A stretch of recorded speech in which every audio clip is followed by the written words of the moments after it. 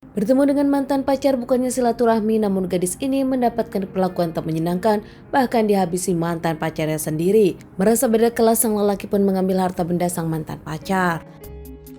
Kejadian ini sendiri terjadi di Simalungun, Sumatera Utara. Seorang wanita bernama Tantri Yulianti Tanjung berusia 20 tahun, mahasiswa semester 6, nampak tak pulang ke rumahnya. Biasa tinggal bersama orang tua, namun saat itu dirinya tak kembali ke rumah, membuat orang tua bertanya-tanya. Dikenal sebagai wanita yang cantik, ramah, baik dan pintar, tak pernah punya masalah, bahkan tak ada musuh.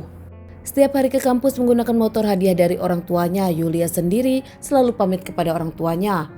Seperti hari itu, Yulia mengantar sang ibu kerja, namun saat sang ibu pulang, Yulia tak ada di rumah.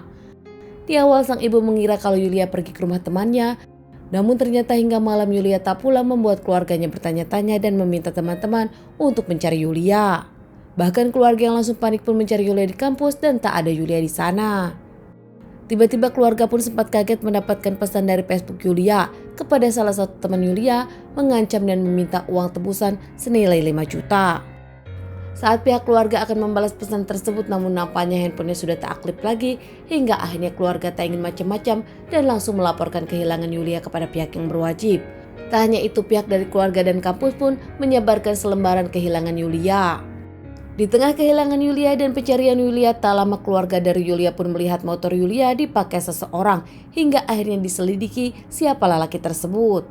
Pihak yang berwajib akhirnya mengamankan Arya Lesmana 20 tahun, tinggal di Labuhan Batu. Arya sendiri merantau ke Simalungun, tinggal di kos-kosan temannya tak jauh dari rumah Yulia.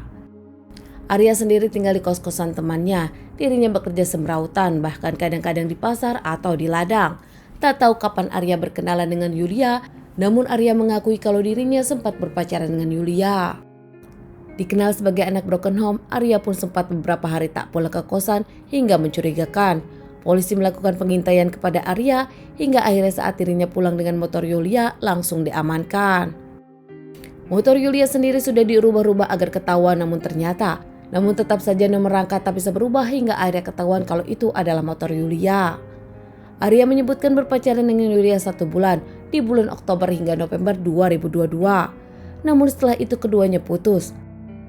Pasca putus tak ada komunikasi, tepatnya di tanggal 9 Juli 2023. Tak lama keduanya menjalin komunikasi lagi. Keduanya ngobrol di sosial media dan berjanjian akan bertemu. Yulia dengan Arya pun akhirnya janjian. Yulia menjemputnya dengan menggunakan motornya. Keduanya jalan-jalan ke Dolok Merawan air terjun.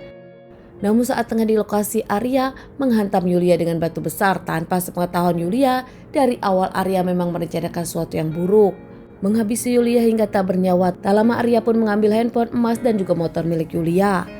Dengan keterangan ini pihak berwajib pun akhirnya diantarkan Arya ke TKP salah satu jurang dekat air terjun. Hingga akhirnya pihak yang berwajib menemukan jasad Yulia yang memang sudah tak bernyawa dan juga sudah membusuk. Jasad Yulia sendiri dilakukan otopsi di rumah sakit, tak lama dikembalikan ke keluarga untuk dilakukan pemakaman. Banyak yang kaget dengan pemberitaan ini, bahkan teman-teman kampus tak pernah ada yang tahu kalau Yulia punya pacar bernama Arya. Teman dekat dari Yulia sendiri mengaku tak tahu siapa Arya, bahkan Yulia tak pernah menceritakan siapa lelaki tersebut. Keluarga Yulia tak menyangka dan tak mengenal Arya sama sekali, bahkan kini hanya merasakan kesedihan karena Yulia berpulang selamanya.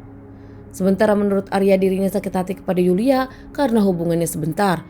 Bahkan merasa karena perekonomian yang jauh membuat Yulia tak mau berpacaran dengan Arya lagi. Arya sakit hati hingga akhirnya merencanakan permasalahan ini. Bahkan Arya sendiri terlilit hutang hingga dirinya gelap mata dan mengambil harta-harta milik mantan pacarnya. Arya yang sudah lama tinggal merantau tak tinggal bersama keluarganya memang selalu bermasalah-masalah keuangan. Bahkan teman-teman yang tinggal bersama Arya pun mengaku Arya selalu tak ada uang dan selalu merencanakan hal-hal yang jahat. Teman-teman di kosan pun tak tahu siapa Yulia. Bahkan Arya tak pernah menceritakan siapa Yulia, wanita yang tengah dekat dengan dirinya. Saat Arya membawa motor kaget, namun Arya mengaku dirinya membawa motor salah satu temannya. Kurang perhatian dari keluarganya dan merasa dirinya hanya sendirian. Arya merasa saat dirinya berpacaran dengan Yulia diperhatikan, namun tiba-tiba Yulia memutuskannya. Apalagi melihat kehidupan Yulia yang penuh dengan harta, dirinya nampak tergoda. Arya sendiri dengan Yulia ternyata berkenalan lewat sosial media saat keduanya aktif bermain Facebook. Kejahatan ini sebenarnya dilakukan Arya sebelum dirinya bertemu dengan Yulia. Arya diamankan dan menjalani beberapa kali persidangan hingga akhirnya mendapatkan hukuman 15 tahun penjara. Teman-teman, sekian dulu bahasan kasus yang aku bawakan kali ini. Semoga ini bisa dijadikan pelajaran untuk kita semua dan ditunggu bahasan kasus-kasus selanjutnya.